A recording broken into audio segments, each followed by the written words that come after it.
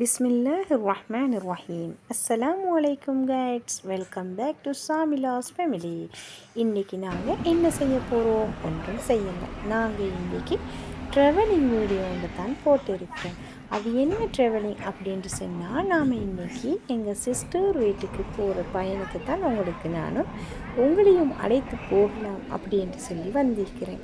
அப்போ நம்ம இன்றைக்கி எதில் பயணம் போகிறோம் அப்படின்னு உங்களுக்கே விளங்கிருச்சோம்.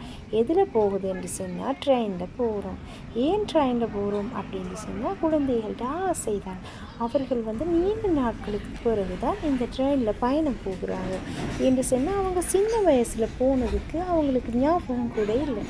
நாங்கள் இது 5 வருஷத்துக்கு பிறகு தான் எங்களோட சிஸ்டர் வீட்டுக்கு நாங்கள் இது போகிறது.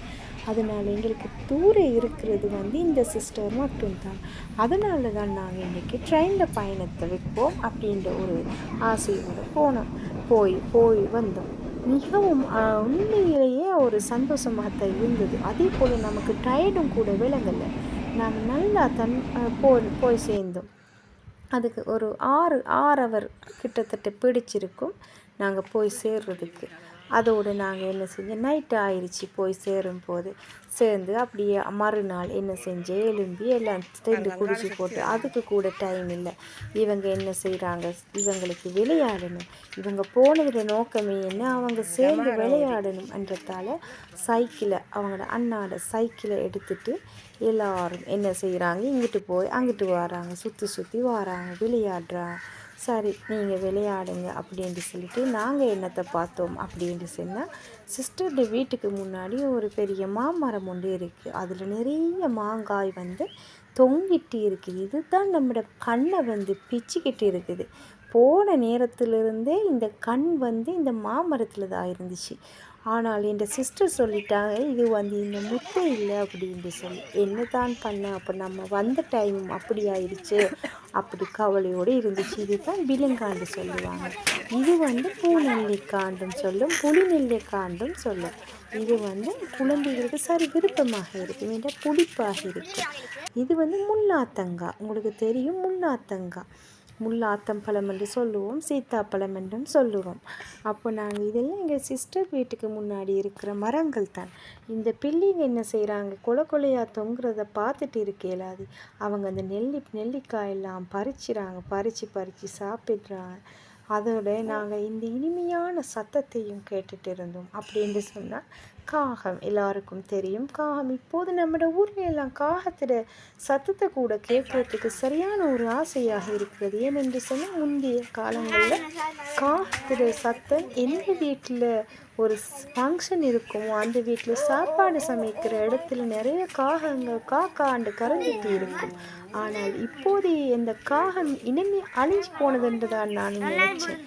பார்த்தா இல்லை, இங்கே இருந்த இடத்துல மார்னிங்லேயோ இல்லை ஈவினிங் டைம்லேயோ நிறைய காகங்கள் சேர்கிற இடம் ஒன்று தான் இந்த இடம். ஆனால் உண்மையிலேயே கொஞ்சம் ஆசையாக தான் இருந்துச்சு. நீண்ட நாட்களுக்கு பிறகு நாங்கள் காகத்தை பார்க்குறோம் அப்படின்ட்டு சொல்லி அதோடைய இனிமையான சத்தத்தைகளையும் கேட்டுட்டு இருந்தோம்.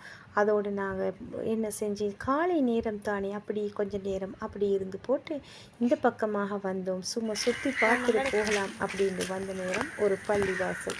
அந்த பள்ளியையும் கொஞ்சம் பார்த்தா நல்லா அழகாக இருந்துச்சு. கண்ணுக்கு கொஞ்சம் ஒரு நல்ல இதாக இருந்துச்சு. அதோட வாங்க உள்ளே போய் பார்த்துட்டு வருவோம் அப்படின்ட்டு சொல்லி உள்ளேயும் கொஞ்சம் சுற்றி பார்த்துட்டு நாங்கள் என்ன செஞ்சோம், வெளியே கொஞ்சம் பார்க்க வந்தோம். பார்த்தா நிறைய மாஷா அல்லான்னு சொல்லி நல்ல மாதுளம் பழம் எல்லாம் தொங்குது. பள்ளியிட நாள் நமக்கு கையை வைக்கலாவே. நம்மளோட அக்கா வீட்டு சிஸ்டர் வீட்டுன்னு சொன்னால் பறிச்சிருப்போம். பள்ளியிட நாளை சும்மா பார்த்துட்டு அப்படி சுற்றி பார்த்துட்டு அந்த இடத்துலையும் நல்ல இனிமையான இந்த பேர்ட்ஸோட சத்தத்தையும் கேட்டுக்கொண்டு இனிமையாக இருந்துச்சு காதுக்கு. மிக நீண்ட நாட்களுக்கு பிறகு இந்த இனிமையை நாங்கள் ரசிக்கிறோம். பச்சை பசேலண்டு இருக்குது.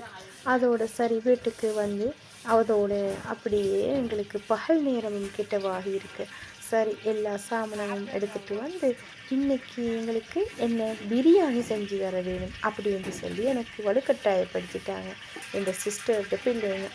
சரி ஓகே, உங்களுக்கு இன்றைக்கி பிரியாணியா, ஓகே செய்யலாமே அப்படின்னு சொல்லி எல்லாரும் ஹெல்ப் பண்ணினா நான் பிரியாணியை செஞ்சேன்.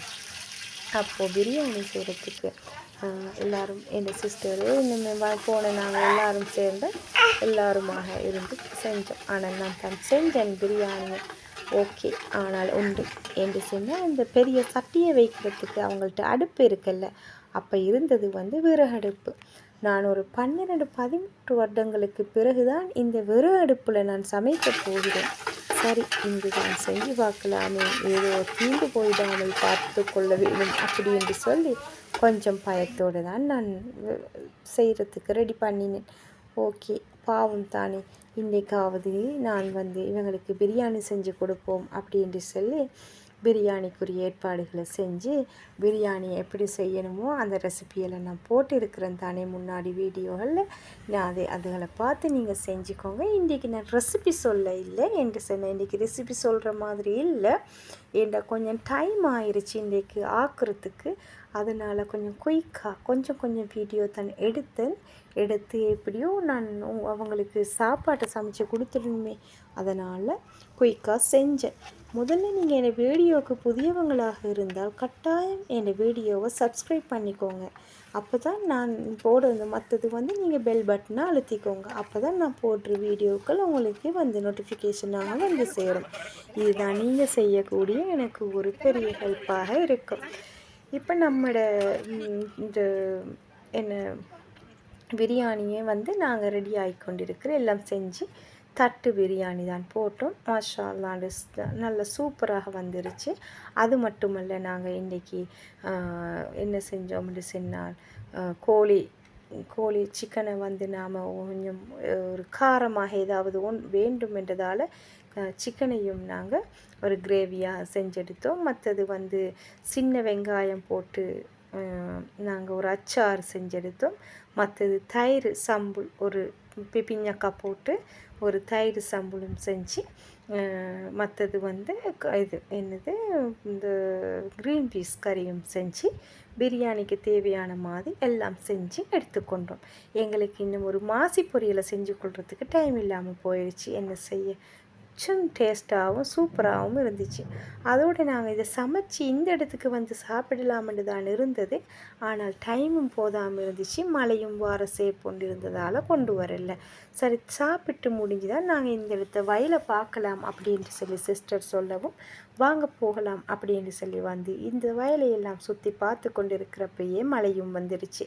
சரி, கொஞ்ச நேரம் பார்த்துட்டு அந்த இடத்துல கொஞ்சம் மீன்கள் எல்லாம் பிடிச்சிட்டு அப்படியே நாங்கள் என்ன செஞ்சோம், நாங்கள் வந்துட்டோம்.